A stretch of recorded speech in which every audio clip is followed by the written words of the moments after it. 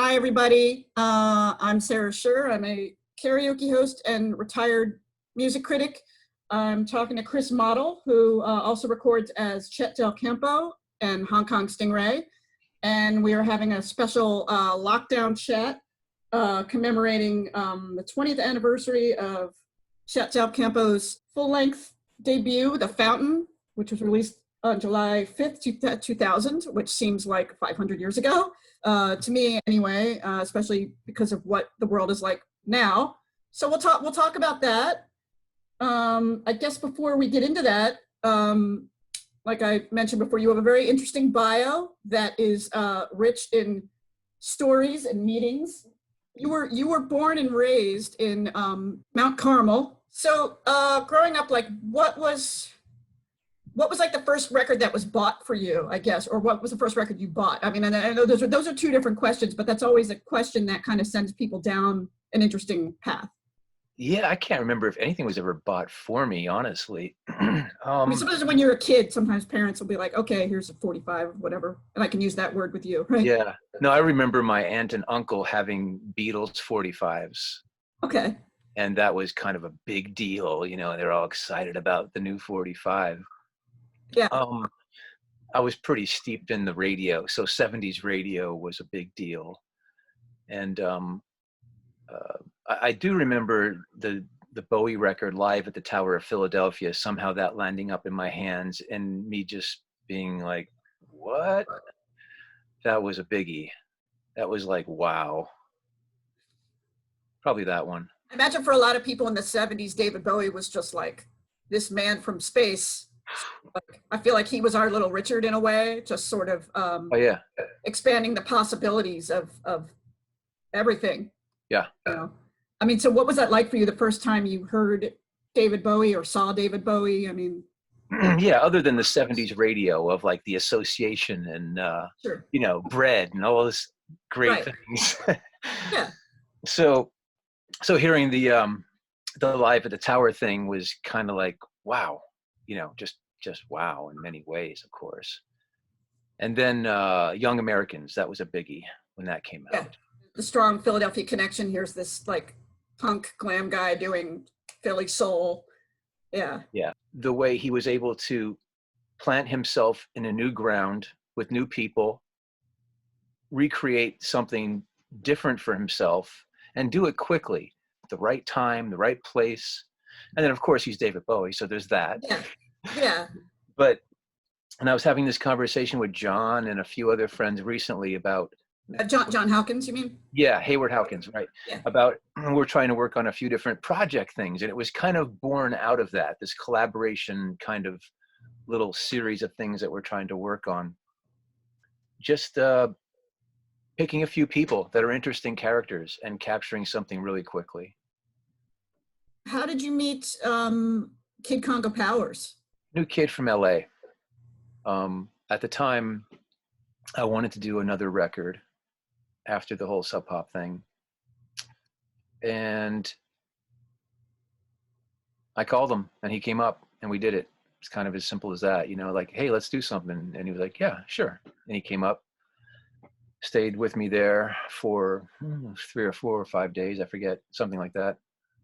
And I put a band together real quick and we did one rehearsal one night in Georgetown over in Washington. And it was with Sean Hollowell on bass, who was in a band called Steel Wool.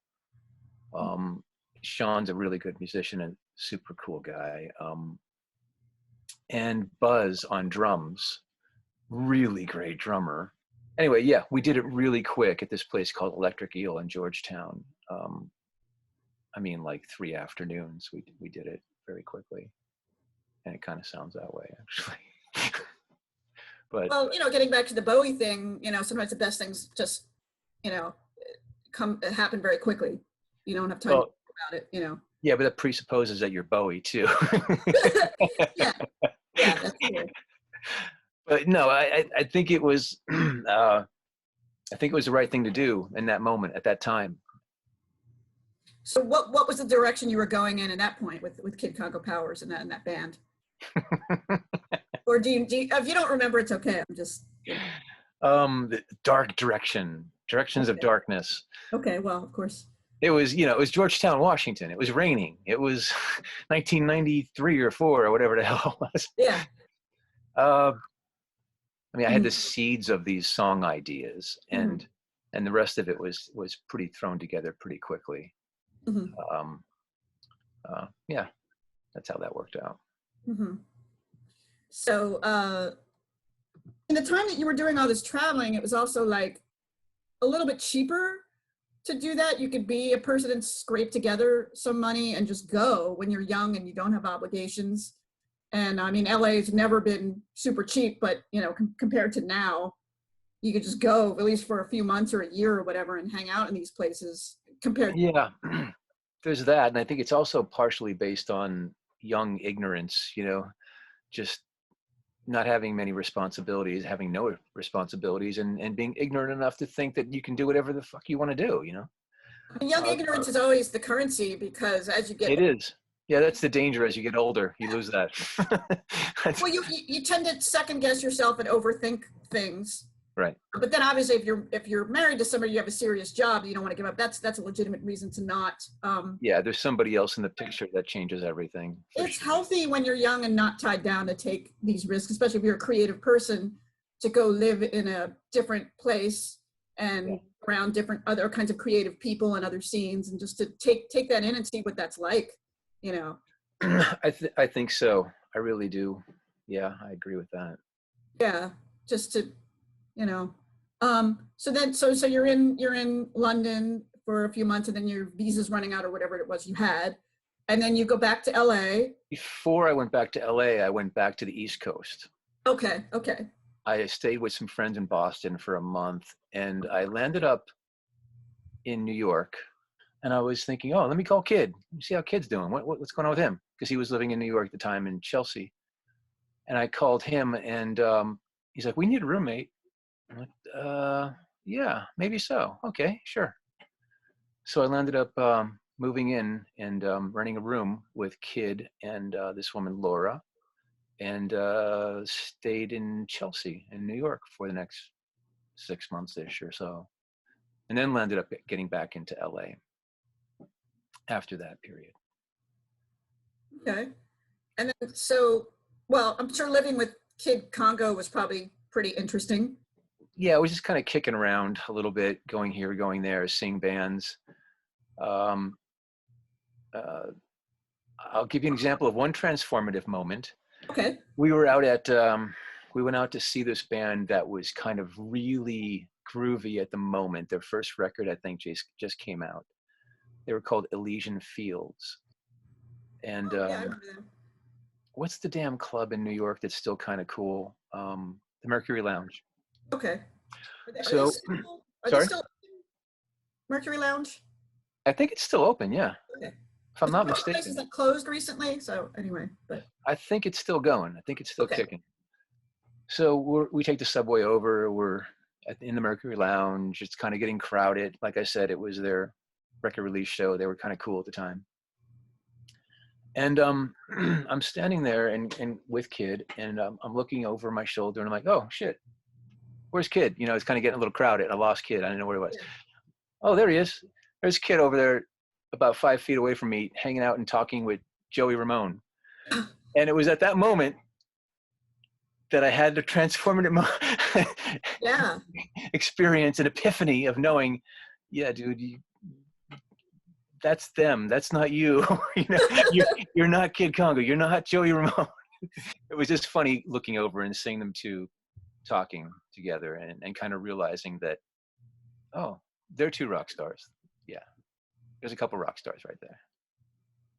Yeah. And feeling kind of insignificantly not rock star. Yeah. I've had that feeling a lot. Which isn't a bad feeling. That's Yeah. fine. But Yeah. still, it was amusing. Yeah. Yeah. One of those moments that you kind of like take with you, like, oh yeah, yeah, Joey and Kid. My friends. Yes. Yeah.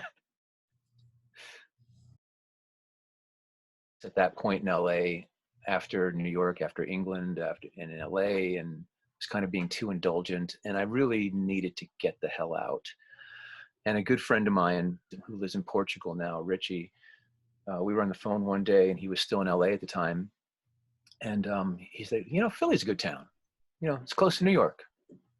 And when they were on tour and I was with them briefly, we had gone through Philly and played in Old City and went for a walk around Old City. And I just remember my memory of it was so, the vibe. So I was like, yeah, Philly sounds good. Let's do Philly. So I moved to Philly. I didn't know anybody at that point here at all. So what year did you come back to Philly? Was that 99 or was it? That was 99, right. Okay. Yeah.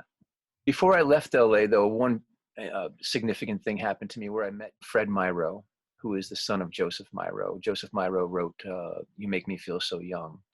Okay. Fred Myrow comes from that kind of jazz music royalty background. I think his grandfather, if I'm not mistaken, ran the Cotton Club. Wow. So I met Fred Myrow in doing sound for his daughter, Shira. And he was very affable, gregarious, kind of warm-spirited guy, very welcoming. Mm-hmm. But at that time, I was writing and trying to come up with a record. And I had written a song called Pine Trees, and he really encouraged me at that time. He was like an encouraging mentor kind of presence in my life. And it meant a whole shitload to me at that time. Mm-hmm. Had won a Guggenheim when he was still a young man.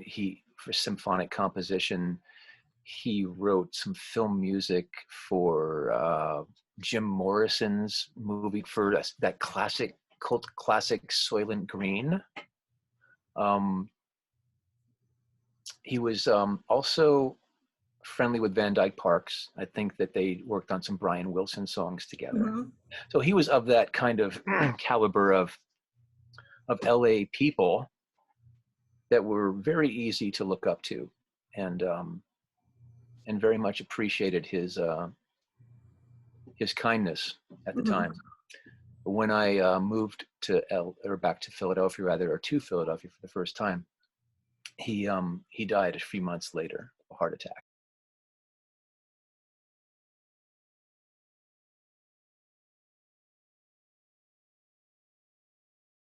Well, the studio is also now it's like a songwriting tool, so you can get something down. It's a way. Yeah, I kind of record tracks and play different instruments and kind of fudge my way through getting a recording. But all that crap said, and with some of the recordings that I've put out, I've been trying so much lately to do, as we've talked about previously or earlier, this collaboration thing where simply put, you just get some interesting people involved, and it ends up being something way more interesting than it could be on your own. I've also produced some other people in the last few years as well.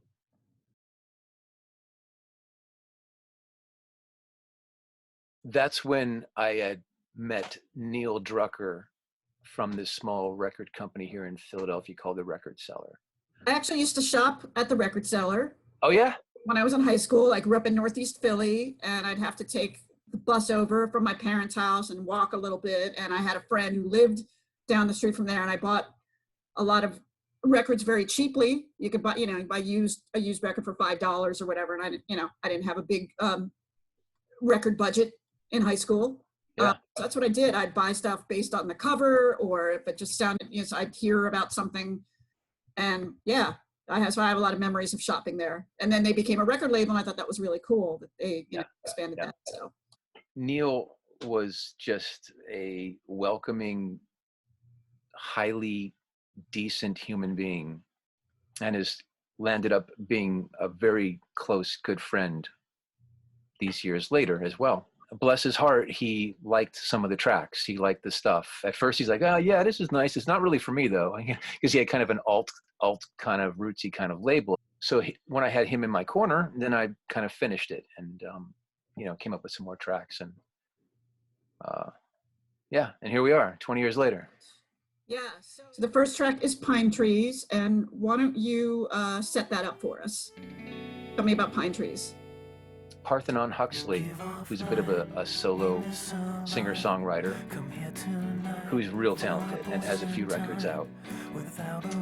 And we were in his house and I recorded that. And that was one of the things I did before I left him.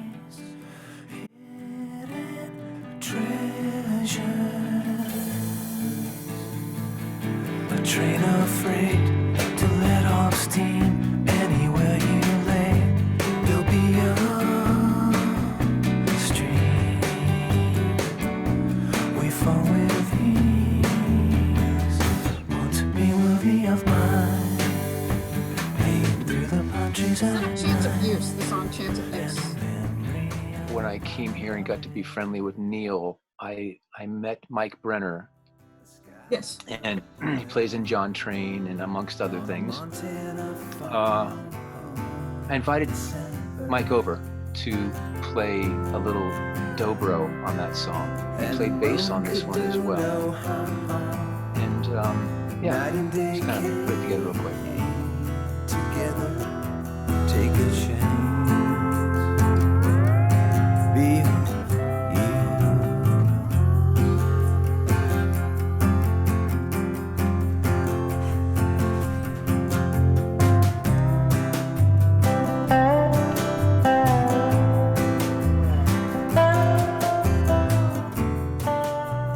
So tell me about the Tom T. Hall connection, because you ended up getting a little blurb from him. A letter, yeah. Yeah. Just like a neighbor of his who happened to be in Old City Coffee. Oh, Right. And somehow or another, she got it to him. And he wrote me a letter. And, oh my God, yeah. Jeez, I don't know. Doesn't get much cooler than that.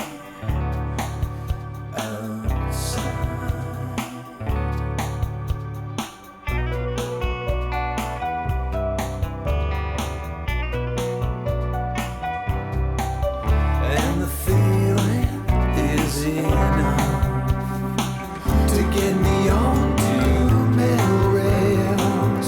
Direction Tennessee Falls.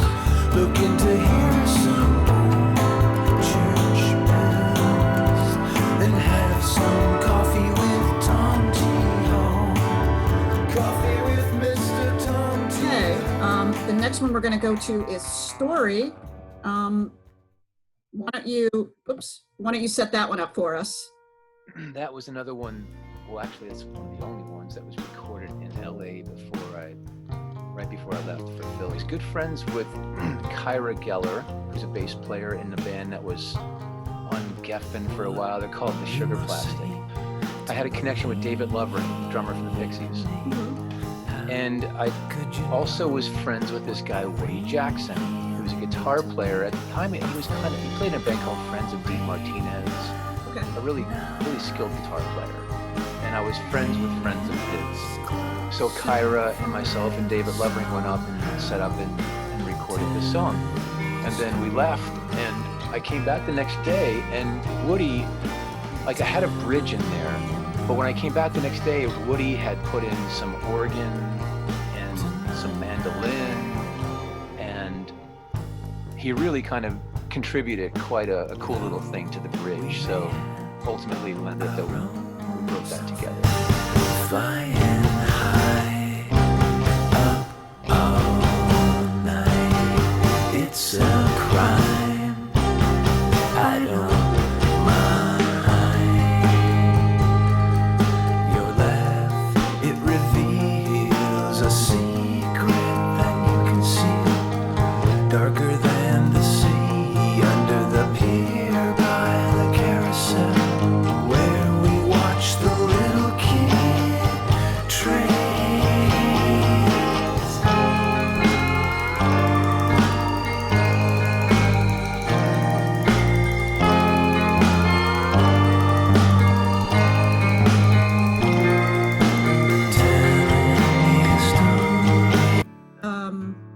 Okay. The next one is Aglow, and set that one up for us. Yeah, I had met a girl at the time, Bridget,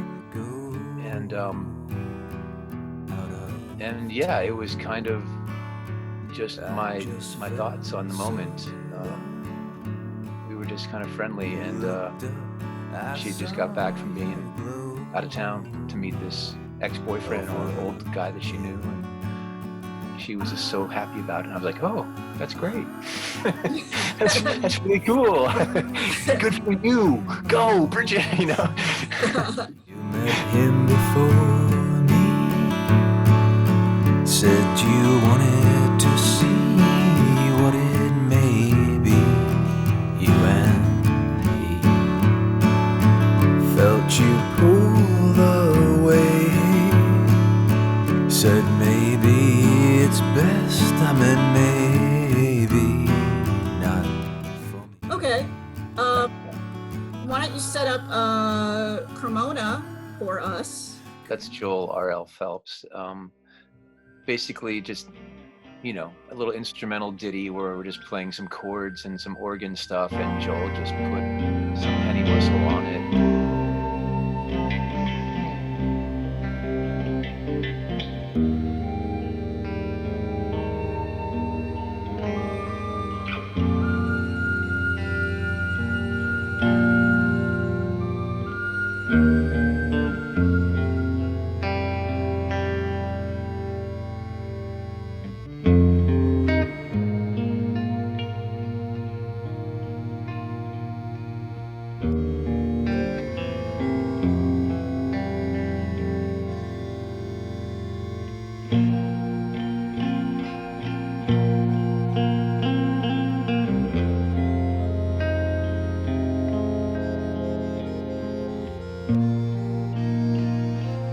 That I definitely see the Morricone influence. Never thought about that in this particular one, but yeah, definitely big fan of Ennio's.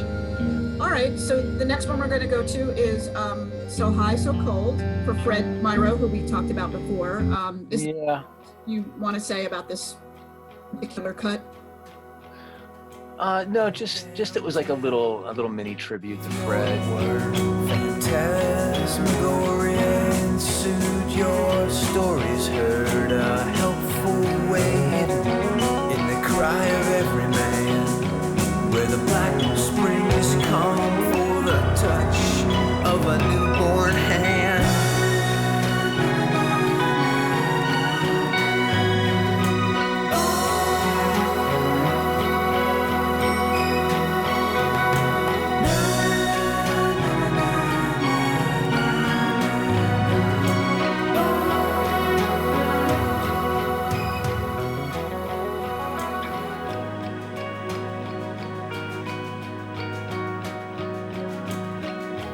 When I lived in London for a while, I had a roommate who was this guy who was a Thai guy, and he was a cook. In his country, they have this saying for artists that are well respected, and that's the saying, "So high, so cold," and that really stuck with me. Like, oh damn. Oh, tell me about To Sleep. The main thing about that that track is Kimball Brown. So his horn part to me is the part that stands out. Mhm. Still have that page you gave me from Candide. Oh, behind me, why she haunting my dreams.